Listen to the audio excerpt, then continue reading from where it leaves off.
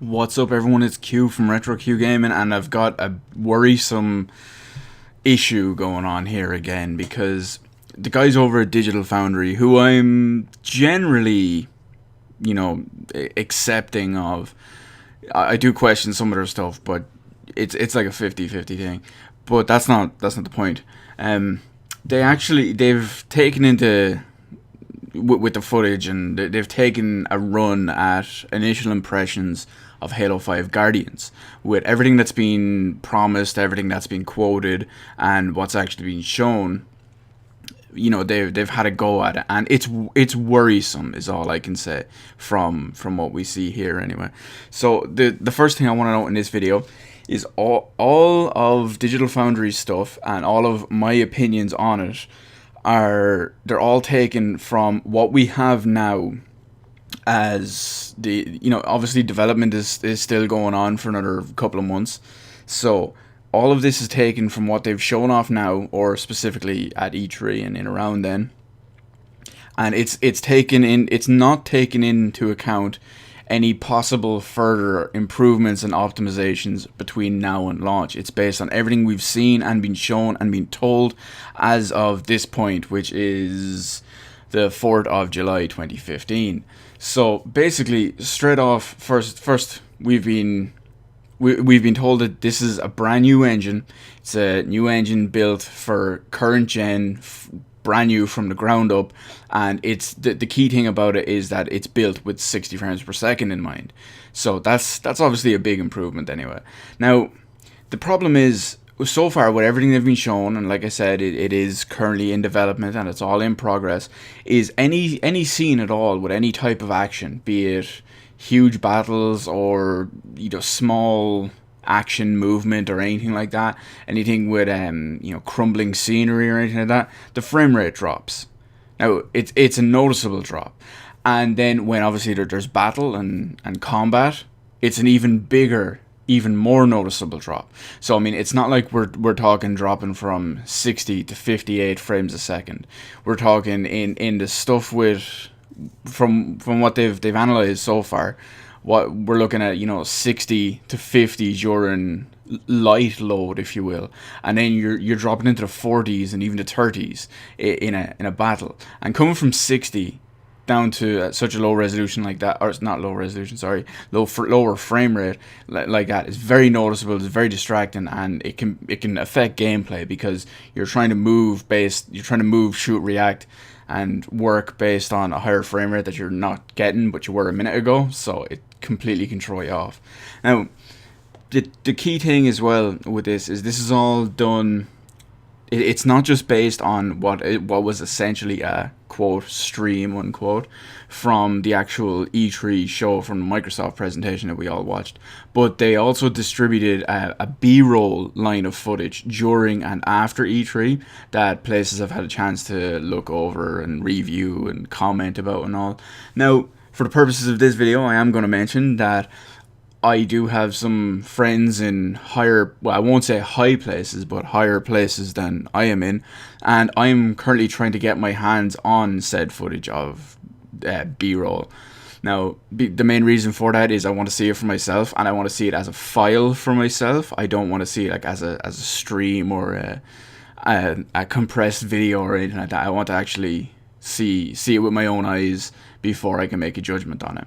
Now, another thing, in the pursuit for 60 FPS, we all know that controversially, fairly recently, split screen co-op was removed from Halo 5. And of course, Halo, if everyone remembers, Halo development director Frank O'Connor says, yes, it's a bummer, but 60 FPS had to take precedence. It's not just aesthetics, the entire simulation is built on that frame rate. So yeah, that's understandable, for the simple reason that is, obviously, if you're playing split screen, each individual screen, like just we'd say 2-player co-op, each individual screen is technically at a low resolution, even if they do add up to what would be the same. But two lower screen resolutions from two different points of view, you have to factor in all movement, calculations, computations, rendering, etc. It's all obviously a lot harder on the actual CPU, GPU, and just the general processing of the entire thing. Now, again, it is a bit of a bummer because Halo split screen co-op it was fairly iconic, especially between the Halo 1, 2, and 3 days. Not so much with 4. I don't even remember if it was in 4. I'm going to assume it was, considering that it was made a big deal that it was removed for 5. But Halo split screen has always been fairly iconic. I mean, I've got ridiculous amounts of stories between Halo 1, Halo 2, Halo 3, of split screen co-op madness, goodness. Everything has just provided so many good times. I remember just one. I think it's probably my favorite one off the top of my head because I always seem to remember it the most, so I assume it's my favorite. But I remember one Halloween, Halo 2 was the current game at the current Halo game at that point anyway, because it was still in the Xbox 180 days. My girlfriend had gone out with all of her friends for Halloween, and I was staying in because I didn't want to go out. And my friend, his girlfriend was my girlfriend's best friend, so they were obviously out together, and we decided, fuck it, we'll play Halo. So I went up to his house, we started playing Halo 2 co-op, local, split screen, legendary, and we made a drinking game out of it. So every time one of us would die, that person would have to take a shot of Jack Daniels. Needless to say, Halo 2 is notoriously hard, and it's probably the hardest Halo game. So, needless to say, we ended up fairly piss drunk. It was piss drunk fairly fast anyway. It was brilliant. So, I still remember where I remember where I stopped remembering, if you will. There's a bit near the start of the game where, well, it's in like the second or third level, but you're waiting for like a lift to come up, and the lift actually comes up, and you've got a shitload of those flying buggers and all on it. And so that's when everything started getting fuzzy, and I don't really remember too much after that. But yeah, that's not actually too far into the game, like I mentioned. And the fact that, Halo 2 on Legendary was a bit of a bitch. So that illustrates, I feel that helps illustrate, at least anyway, some of how iconic Halo split screen is to everyone. No, not just everyone, but in my case, I mean, that's still a great memory I have to this day, and that was over 10 years ago. It was in around 10 years ago. I feel old now, but it was in around 10 years ago. So I mean, if I have a story like that, and obviously if my friend has the same story because he was there, so I'm sure you and whoever and your friends and their friends, and I'm sure they have some great Halo split screen stories. So the fact that all that is being removed is kind of a legacy big deal. However, it's not all completely bad, because they've hinted that technically it could eventually be brought in at some point, because Microsoft General Manager of Games Publishing, Shannon Loftus, which is very, very Irish name, mind you, she recommends that we never say never, and she just recommends we never say never. But I think that that's kind of piggybacking off if you'd excuse the pun there, piggybacking off backwards compatibility announcement. It did take them a bit of time. It's something that was highly requested, and they worked hard on it, and they got it out there. So let's never say never is all I can say.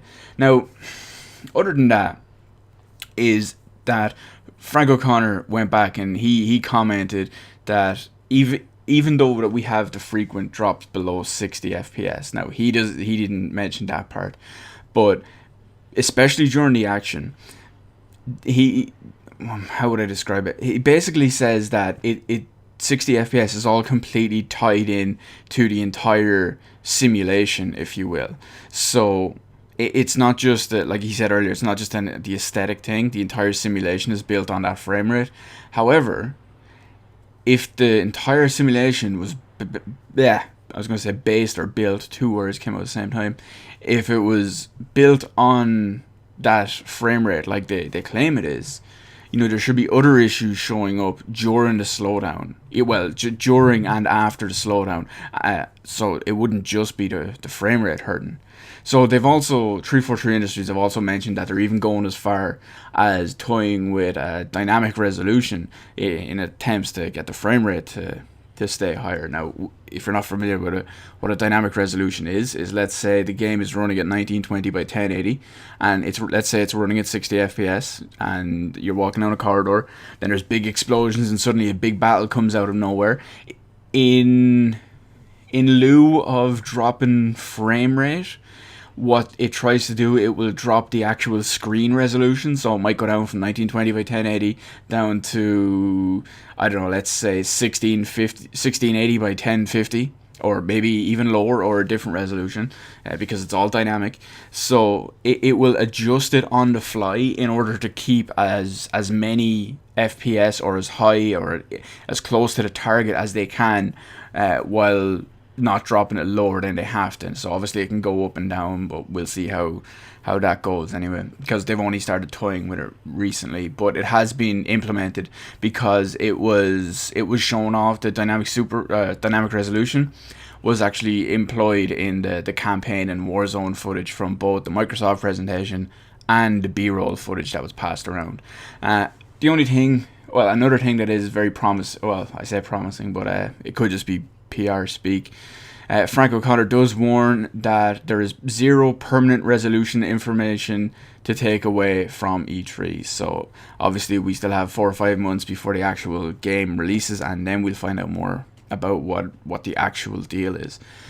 So that's almost we're almost there anyway.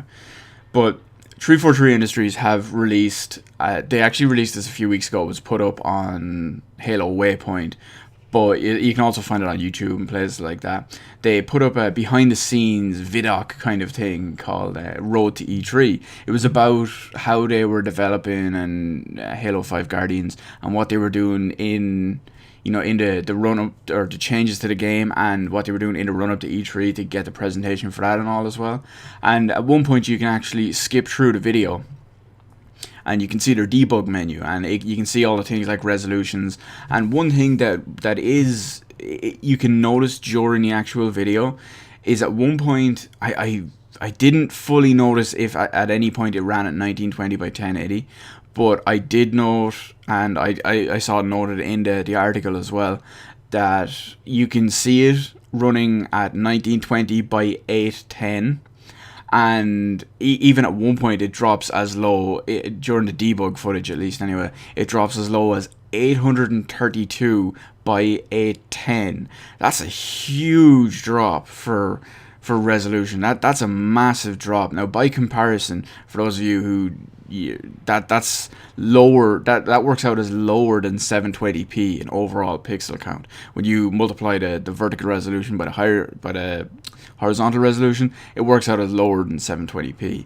Now, having said that, the B-roll footage that I mentioned a few times earlier, the one that had been passed around from E3, it does have it's quoted to have a low point of 1152 by 1080 in dynamic resolution. Now, I'm taking that at its word, because like I said, I'm trying to get my hands on that footage myself, and I literally only have their word to go on for it by now. But for anyone who's curious, 1152 by 1080 is slightly higher than 720p, and when I say slightly higher, it's not like 10% higher, it's like fucking 2 or 3% higher. You're talking 10,000 pixels out of nearly a million, so it's very, very low. I mean, if I remember right off the top of my head, it was like comparing, I think it was like 920,000 for 720p, and then it was like 933,000 or something like that for 1152 by 810. So it's still a very minimal difference in pixel count over 720p, but it would be a significant drop from under an actual full 1080p image, because a 1080p image is in around 2 megabit or 2 megabyte, if you will. So I mean, I can't remember if it's 1.9 or 2.2 million pixels. So that's a significant drop. You're talking dropping from about 2 million to just under a million. So I mean, that's less than half. But I'm going to take a quote directly from the Digital Foundry article. Actually, I'll have the Digital Foundry article linked in the description below as well. But as an example, here's something what they noted on the actual things that were compromised and pared back on in the pursuit of the frame rate. So here's what they had to say. We also see plenty of low-resolution transparent alpha effects. Smoke and particles are rendered at a resolution low enough to produce noticeable sawtooth edges where they intersect with the silhouettes of the view weapon.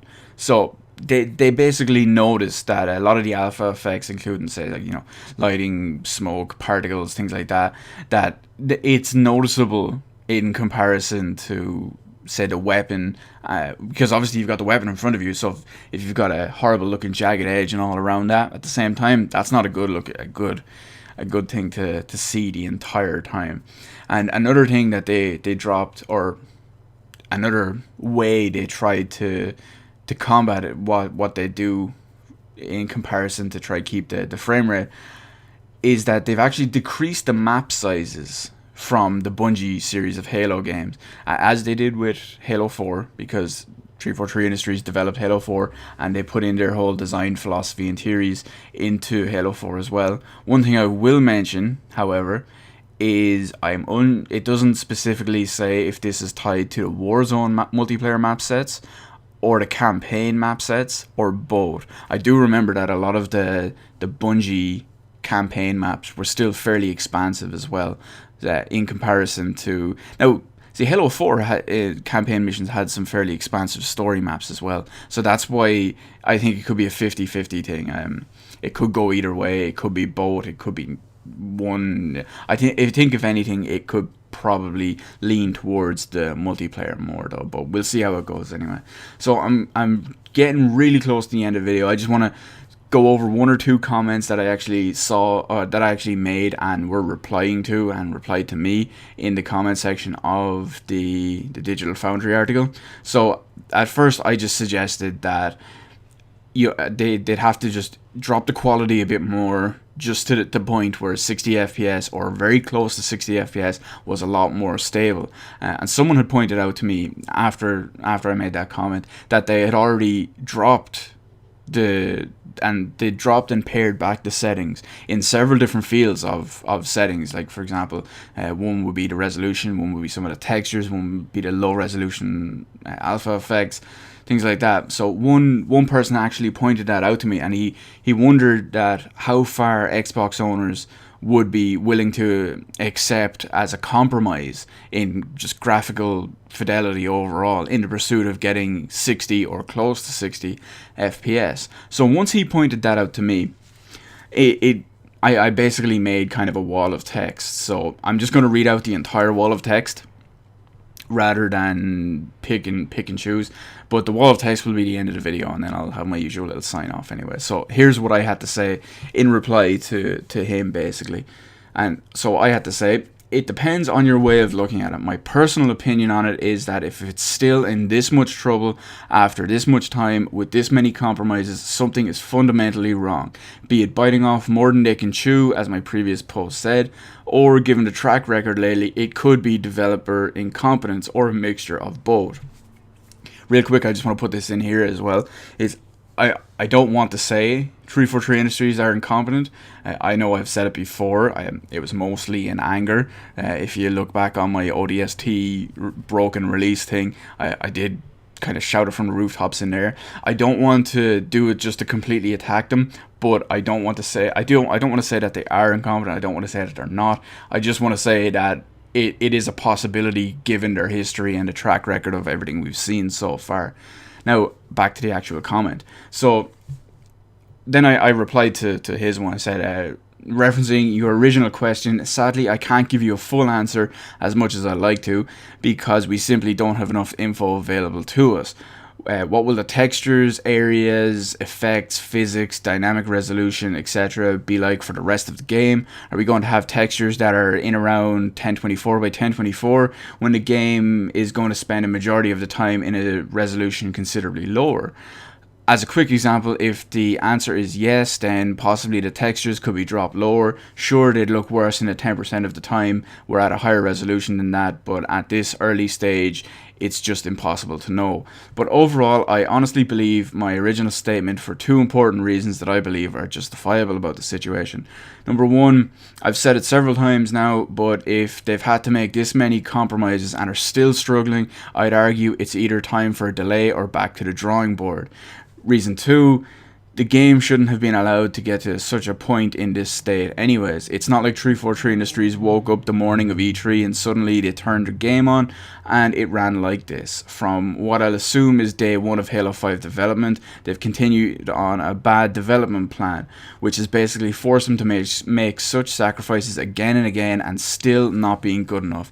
The fact is, they started off poorly, kept going and kept deciding, well, lower this a bit or drop that a bit. If you don't agree, that's fine, but I personally take a look at the product as it stands now, again, optimizations and improvements from now until release notwithstanding, and say it is perfect evidence of what I believe it, why I believe it, and simply the fact it is not good enough. So that's my entire comment. That's everything about it, and that's basically the end of the video. So let me know in the comment section below about how worried about Halo 5 Guardians you are, and just anything we've talked about in this, what 343 are doing, what they've tried doing, what they should be doing, what should happen. Let me know all that in the comment section below anyway. And as a quick little fun fact side note, let me know if you have any cool local co-op Halo stories. Let me know them as well, because I mean we all love that kind of shit. I know I do. I mean, it's still some of our greatest memories. So let me know anything about that in the comment section below. Hit the like button, hit the subscribe button, follow me on Twitter, details in the description below. Thank you for watching, and I will see you on the rest of the videos in my channel. While this video was way too long, as fucking usual.